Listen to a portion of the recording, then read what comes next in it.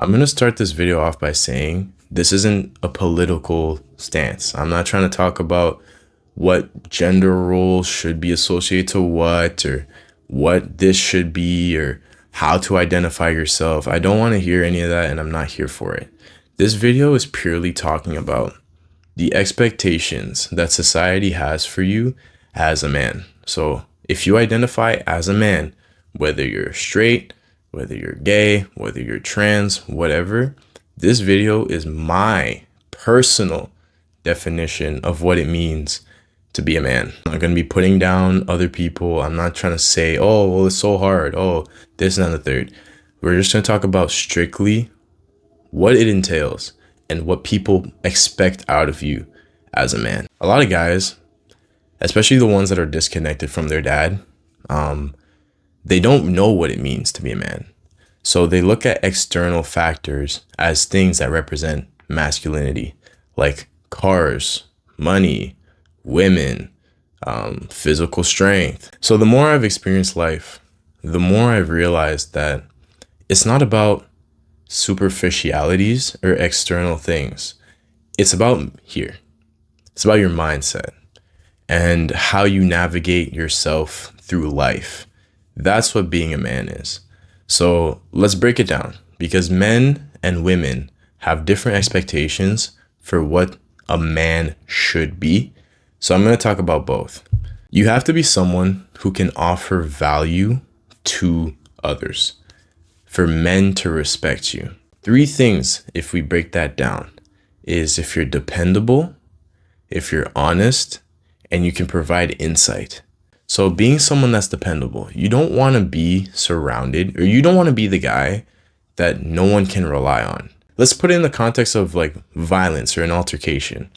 Even if you cannot fight, if you do not know how to fight, you don't want to be the guy in the group that everyone knows they can't rely on. Like everyone knows, yeah, this guy is just going to get us in more trouble and he's not going to be helpful at all. Your boy has to know that you have his back and he's not going to get sucker punched, and you're going to be able to hold your own, because at the end of the day, why would you want to associate with someone who's going to be a potential threat to you or liability to you? Learn to defend yourself. Be someone that people can rely on. Men, they value more so just the aspect of dependability and knowing that you have the mindset that I'll be there for you if things get serious. The second thing, honesty. So no one likes a liar. You know what? We're boys, bro. So if I'm going through something, right, I want to be able to look at you and go, yo, bro, like, what should I do? What do you think? What is a good route for me to take in the situation? And if you're like, yeah, bro, and you try to like snake me and, like finesse me, like I don't need snakes in the grass, bro. No one needs snakes in the grass. Give me unbiased and objective truths that I need to learn from, so that way I can move forward. And that is very important. And that's a very respectable trait to have. The more you lie, the more you have to maintain that lie. And the harder it gets for you to navigate life in a way where you're truthful to yourself. The third thing, inspiration or insight. So insight, I think, is a better term for me to use for this, but you got to be someone who can provide some kind of information to someone. Have original thoughts, is what I'm saying. You don't want to be the guy that's like, hey, bro, what do you want to do today? And you're like, oh, I don't know. Well, whatever you guys want to do, right? Be original. Be the kind of guy that can come up with ideas like, yo, how are we going to start this business? Yo, how are we going to get in shape? What ways are we going to improve ourselves, right? Men respect men who have things that they want. If you're completely just like an NPC side character, no one's going to want to talk to you for your quest, because all you do is give 2 gold. No one wants 2 gold, right? Like, I want 50 XP. You're going to give me 2 gold? I don't need that. Read, learn about life, take risks, have life experiences, do things outside of yourself to build that knowledge base so that you can offer insights to people. You can be the guy that people turn to and go, hey, bro, like, I don't know what to do for this workout, or I want to get in shape. Can you help me out? Or, yo, I've been having shoulder problems. You want to be the guy that has some type of value in that perspective. People respect that. So let's talk about women now, right? Now, mind you, I am not a woman. Can you believe it, bro? I can only speak on my experiences. Now, I will say this. I have spoken to women, like a couple of them, one or two, right? So I can give you my perspective based on that. Women value emotional resilience. What does that mean? Emotional resilience to me is someone that's not hyper emotional. Don't let your feelings run your life. Be cool in situations where if things don't go your way, you're not going to just throw a temper tantrum. You just got to be a guy who can take things as they are and move on. Learn stoicism, right? I'm not saying you have to be Mr. Stoneface, like, nothing in life bothers me. I am immovable. But like, bro, she doesn't want to hang out with you. That's fine. Move on. She wasted your time or she's not texting you back. That's fine. Move on. You feel like this isn't going to go anywhere. That's fine. Move on. Confidence. Women value confidence. Now, confidence doesn't mean being rude and disrespectful or big-headed. So I'll speak for my own self, right? When I was younger, I was very skinny. I was very weak and I was very short. I was very short. Short, skinny, and weak. The worst combination you can have, right? It affected my confidence. And when you're not confident in yourself, you act in ways that are not true to what you want. Let's say I want to go do something and I want to invite you to come with me. If I'm like, yo, like, let's say it's a restaurant. I'm like, hey, bro, like, I saw this restaurant and, yeah, like it was really cool. Like, do you like restaurants? Like, you know, like I like restaurants and, people don't like that. Why are you dancing around the subject and being all wishy-washy? Like, bro, communicate clearly. But people who lack confidence, they lie a lot or they're just not very straightforward.